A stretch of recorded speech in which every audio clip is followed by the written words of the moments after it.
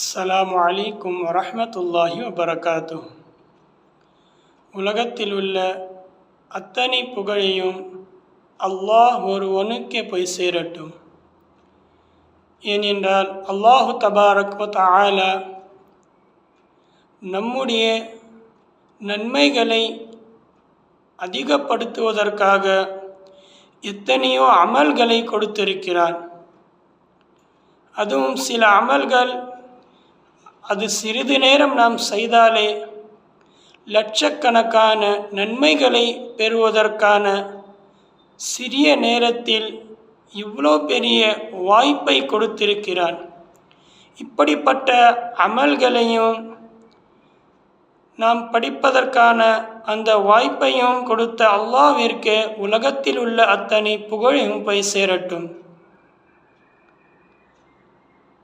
அல்லாஹு தபாரக் வ தஆலா அவன் ரஹ்மான் மற்றும் ரஹீம் ஆவான். ரஹ்மான் என்றால் அல்லாஹு தபாரக் வ தஆலா நம்மேல் அன்பை காட்டக்கூடியவன். ரஹீம் என்றால் நம்மேல் கருணையும் இரக்கமும் காட்டக்கூடியவன். இப்படிப்பட்ட அன்பானவன், இரக்கம் காட்டக்கூடியவன் அல்லாஹ்வை தவிர வேறு யாராலும் இந்த உலகத்தில் அவன் எந்த அளவிற்கு நம்மேல் அன்பை செலுத்துகிறானோ, எந்த அளவிற்கு இரக்கம் காட்டுகிறானோ, அந்த அளவிற்கு யாராலும் நம்மேல் அன்பையும் இரக்கமும் காட்ட முடியாது. உதாரணமாக, நாம் ஏதாவது ஒரு பாவத்தை செய்தால் அதற்கு உடனே அல்லாஹ் தபாரக் வ தஆலா தண்டனை தருவதில்லை. அதேபோல் நம்மிடத்தில் இருக்கும் இந்த இரண்டு மலக்குமார்களும், பாவத்தினுடைய மலக்குமார் உடனே பாவம் எழுவதில்லை. அதற்கு மாறாக நன்மை எழுதக்கூடிய அந்த மலக்குமாரிடம் கேட்கிறார், நான் இந்த பாவத்தை எழுதட்டுமா என்று. அவர்கள் என்ன சொல்கிறார், சரி தினமே இருங்கள், அவர்கள் அல்லாஹ்விடத்தில் மன்னிப்பை கேட்கிறாரா என்று பார்ப்போம். திருப்பி இரண்டாவது முறையும் கேட்கிறார். அதற்கும் சொல்கிறார், சற்று நேரம் இருங்கள், அவர் மன்னிப்பை கேட்கிறாரா என்று பார்ப்போம். திருப்ப அதே மூன்றாவது தடவை அவர் கேட்கிறார். அப்போதுதான் சொல்கிறார், சரி எழுதுங்கள் என்று. ஆனால் அதே போல் நாம் ஏதாவது ஒரு நன்மை செய்தால் அவர் யாரிடமும் கேட்பதில்லை. நன்மை எழுதக்கூடியவர் யாரிடமும் கேட்பதில்லை, உடனே நன்மை எழுதுவார். இப்படிப்பட்ட மலக்குமார்களை அல்லாஹு தபாரக் தஆலா நம்முடைய நன்மைகள் எழுதுவதற்காகவே அல்லாஹு தபாரக் தஆலா படைத்திருக்கிறான். சுப்ஹானல்லாஹ்.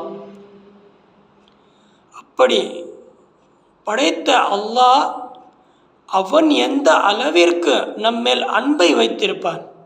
மலக்குமார்களை இவ்வளோ இரக்கம் காட்டக்கூடியவர்களாக இருந்தால் மலக்குமார்களை படைத்த அல்லாஹ் எந்த அளவிற்கு நம்மேல் அன்பை காட்டுவான். சுப்ஹானல்லாஹ். இப்படிப்பட்ட அல்லாஹு தபாரக் வ தஆலா நமக்காக ஒரு அமலை கொடுத்திருக்கிறார். யார் இந்த அமலை, இந்த ஜிக்ரை, இந்த கலிமாவை யார் கூறுகிறாரோ அவர்களுக்கு அல்லாஹு தபாரக் தஆலா லட்சக்கணக்கான நன்மையை தருகிறான். நூறுக்கணக்கான, ஆயிரக்கணக்கான நன்மைகள் அல்ல, லட்சக்கணக்கான நன்மை. இவ்வளோ பெரிய நன்மை அல்லாஹு தபாரக் தஆலா நமக்காக கொடுத்திருக்கிறார். நாம் இந்த அமலை அதிகமாக சொன்னால் லட்சக்கணக்கான நன்மை கோடிக்கணக்கான நன்மைகளாக மாறும். ஆனால் அந்த அளவிற்கு நாம் இந்த ஜிக்ரை, இந்த கலிமாவை நாம் இஹ்லாஸோடு சொல்ல வேண்டும். இதை நாம் இஹ்லாஸோடு சொன்னால் அந்த இஹ்லாஸை பார்த்து அல்லாஹு தபாரக் தஆலா அந்த லட்சக்கணக்கான நன்மையும் அதே அதிகப்படுத்தி தருவான், கோடிக்கணக்கானவும் தருவான். ஆனால் இதை யார் ஒரு தடவை கூறுகிறாரோ அவர்களுக்கு இந்த ஒரு தடவை கூறினாலே இந்த லட்சக்கணக்கான நன்மை அல்லாஹ் தபாரக் தஆலா கொடுத்து விடுகிறான். ஆனால் இதே நாம் இஹ்லாஸோடு இதை அல்லாஹ் எனக்கு இன்னும் அதிகமாக தரட்டும் நன்மை என்று அந்த நியத்தோடு இது இஹ்லாஸோடு சொன்னால் அது அல்லாஹ்வினுடைய விருப்பம். அவன் நாடினால் அது கோடிக்கணக்கான நன்மையும் தருவான். அவன் நாடினால் வானத்திலும் பூமியிலும் இருக்கிற அத்தனை இடங்களையும் நிரப்பி தருவான். சுபஹான் அல்லாஹ். அத்தனை காலியாக இருக்கும் அந்த இடங்களை அதை நிரப்பி கூட தருவான். அது அவனுடைய இஷ்டம். அது அவனுடைய இஷ்டம். அவன் யாருக்கு என்ன தர வேண்டும் என்று நாடுகிறானோ அவர்களுக்கு அப்படிப்பட்ட நன்மைகளை தருகிறார். ஆனால் அவர்கள் அப்படிப்பட்ட இஹ்லாஸோடு நம்பிக்கையோடு முழு மனதோடு அல்லாஹ்வின் மேல் நம்பிக்கை வைத்து சொல்ல வேண்டும். அப்போதுதான் அல்லாஹு தபாரக் தஆலா அப்படிப்பட்ட நன்மைகளை அவர்களுடைய அமால் நாமாவில் அல்லாஹு தபாரக் தஆலா எழுதுகிறான். சுபஹான் அல்லாஹ். இப்படிப்பட்ட இந்த ஜிக்ரை நாம் அதிகமாக சொல்லலாமா இன்ஷா அல்லாஹ். நபி ஸல்லல்லாஹு அலைஹி வஸல்லம் கூறுகிறார், ஒரு ஜிக்ரு இருக்கிறது. அது என்னவென்றால், யார் இந்த ஜிக்ரை ஒரு தடவை சொல்கிறாரோ அவர்களுக்கு அல்லாஹு தபாரக் தஆலா 20 லட்சம் நன்மையை எழுதுகிறான். அவர்களுடைய ஆமல் நாமாவில் 20 லட்சம் நன்மைகளை எழுதுகிறான். சுபஹான் அல்லாஹ். இதற்கு முன்னால் கூட நாம் 40,000 நன்மைகளை கேள்விப்பட்டிருப்போம்.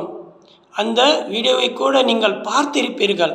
ஆனால் இந்த ஜிக்ரில் யார் இது ஒரு தடவை கூறுகிறாரோ அவர்களுக்கு 20 லட்சம் நன்மை அல்லாஹ் தபாரக் தஆலா கண்டிப்பாக தருவான் என்று கூறுகிறார். ஆனால் அந்த இஹ்லாஸோடு சொல்லுங்கள், கண்டிப்பாக அந்த 20 லட்சம் நன்மை அல்லாஹ் எழுதுவான். அந்த கலிமா என்னவென்றால், லா இலாஹ இல்லல்லாஹு வஹ்தஹு லா ஷரீக லஹு அஹதன் ஸமதல் லம் யலித் வலம் யூலத் வலம் யகுல் லஹு குஃபுவன் அஹத். லா இலாஹ இல்லல்லாஹு வஹ்தஹு லா ஷரீக லஹு அஹதன் ஸமதல் லம் யலித் வலம் யூலத் வலம் யகுல் லஹு குஃபுவன் அஹத். நான் 2 தடவை சொல்லிவிட்டேன். அல்லாஹ் இந்த 2 தடவையினுடைய பர்க்கத்தினால் அல்லாஹு தபாரக் தஆலா 40 லட்சம் என்னுடைய அமால் நாமாவில் எழுதுவானாக. ஆமீன் சொல்லுங்கள். அல்லாஹு தபாரக் தஆலா நாம் எத்தனை தடவை கூறுகிறோமோ அத்தனை 20 லட்சங்களாக அல்லாஹு தபாரக் தஆலா கண்டிப்பாக இந்த நன்மைகளை எழுதுவான். அந்த நம்பிக்கையோடு அந்த இஹ்லாஸோடு கூறுங்கள். சொல்லலாமா இன்ஷா அல்லாஹ். அல்லாஹு தபாரக் தஆலா நம் எல்லோரையும் கேட்டதை விட அதிகமாக அமல் செய்வதற்கு அல்லாஹ் தௌஃபீக் செய்வானாக. ஆமீன். வ ஆகிரு தஅவானா அனில் ஹம்துலில்லாஹி ரப்பில் ஆலமீன். அஸ்ஸலாமு அலைக்கும் வ ரஹ்மத்துல்லாஹி வ பரகாத்துஹு.